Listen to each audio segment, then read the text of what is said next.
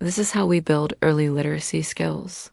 As teachers, we know that children who enter kindergarten with strong literacy skills are set up for success. So let's talk about what we can do to build those skills.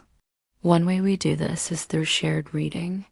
When you read aloud to children, they hear you pronounce words and they see the words in print.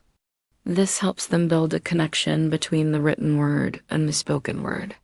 It also helps them develop phonological awareness, which is the ability to hear and manipulate the sounds in spoken words. Another way we build early literacy skills is through writing. When children write, they're able to express themselves and communicate their ideas. They're also developing fine motor skills and hand-eye coordination. And finally, we focus on vocabulary development. We want children to enter kindergarten with a rich vocabulary so they can express themselves effectively.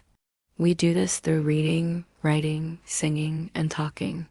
So how can you help your child develop strong literacy skills?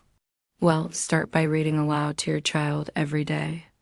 Make it a habit. Let your child choose the books. Visit your local library and participate in story time. These are great ways to get your child excited about books and literacy.